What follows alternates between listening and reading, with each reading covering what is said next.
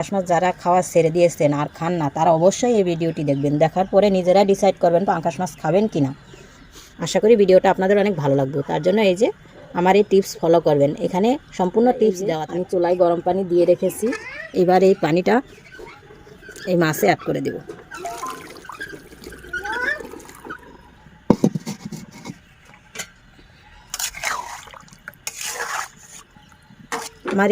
আমি যেগুলা টিপস দিব সেই টিপসগুলো ফলো করে পাঙ্গাস মাছ রান্না করবেন, দেখবেন আপনার পাঙ্গাস মাছ কেমন লাগে। তারপরে কমেন্টে আপনি যা খুশি তা আমাকে বলতে পারেন। এই যে গাড়ি চালাচ্ছে আমার মেয়ে। দিয়ে কি হবে? রান্না করব। ও আচ্ছা, রান্না করেছি দেশের গ্রাম মাটির চুলা। আর এখন এই মাছগুলো আমি ধুয়ে নিব ভালোভাবে।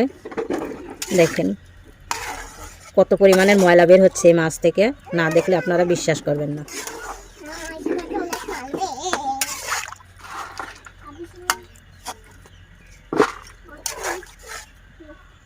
এদিকে আমার কড়াইটা গরম হচ্ছে।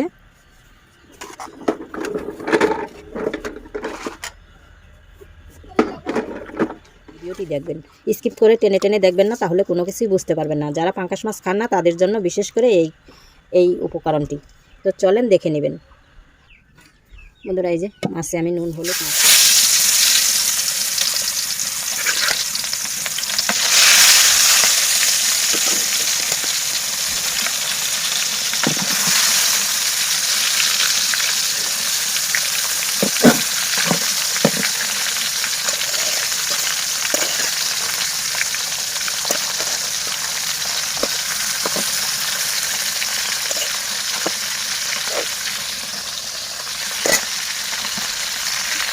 বন্ধুরা, মাছ ভাজিতে এবার ঢাকনা দিয়ে ডেকে দিয়েছি। পাঙ্গাস মাছ শিখতে পারে তার জন্য আমি ঢাকনা ব্যবহার করেছি, ডেকে দিয়েছি। বন্ধুরা, এগুলা মাছ আমি সব ভেজে নিয়েছি। মাছগুলো সব ভাজা হয়ে গেছে। আলুগুলো ভেজে নিচ্ছি এভাবে। বন্ধুরা, আলুগুলো উপরে চাপিয়ে উঠিয়ে রেখে আমি এবার তেল দিয়ে দিব কড়াইতে রান্না করার। তেলে দিয়ে দিব সাদা জিরা, এখানে জিরা, মরিচ বাটা, হলুদ, লবণ আর পেঁয়াজ রসুন বাটা, এগুলো সব আমি এখন একে একে দিয়ে দেব। জিরাটা যখন গ্রান আসবে, খুব সুন্দর একটা খুশবু ছড়াবে, তখনই আমি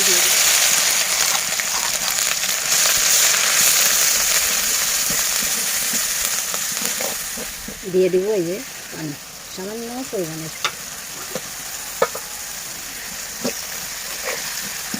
এবার আলুগুলা সহ কষিয়ে দেব। একই সাথে আলু আর কিছু পরিমাণের সজনা ডাঁটা কষিয়ে নেব।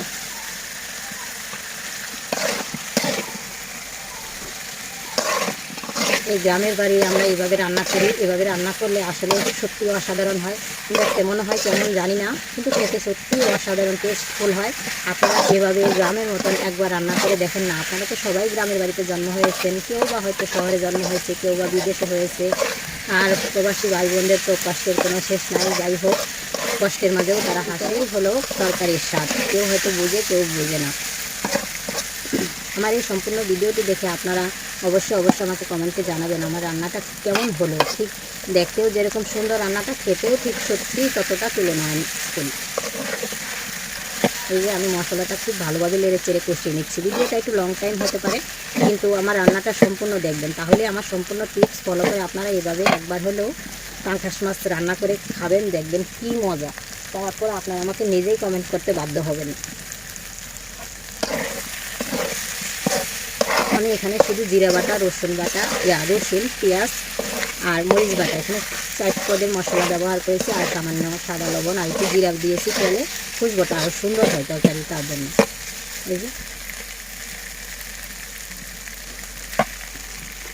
এখন আমি পাটায় যে মশলা বেটেছি সেই পানি রয়েছে, আমি একটু পানি দিয়ে দেবো কষানোতে। এই যে পানি দিলাম, এই পানি দিয়ে ভালোভাবে কষিয়ে নেব। তারপরে আমি তরকারি ঝোল দেবো। এখনও কিন্তু আমি ঝোল দেইনি, এটা আমি কষিয়ে নেব, তারপরে ঝোল দেব। আর এই মাখা মাখা ঝোল খেতে যে একটুখানি ভাতের সাথে নেবে আর ভাত খাবে, মনে হবে এই একটু মশলা দিয়ে ভাত খাওয়া হয়ে যাবে, মাছ তো লাগবেই না, এরকম হবে না। তো দেখেন আমি পাটা যে বেটেছি সেই মশলার পানিটা দিয়ে দিলাম। অনেকে ফেলে দেয়, আর আমি তো পাটা ধুয়ে নিয়েছি।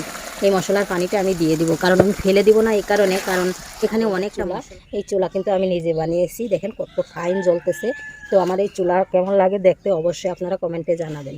একটু একটু করে ফুটে উঠতেছে, আর এখন আমি এই মাছগুলো সবগুলো ঢেলে দিয়ে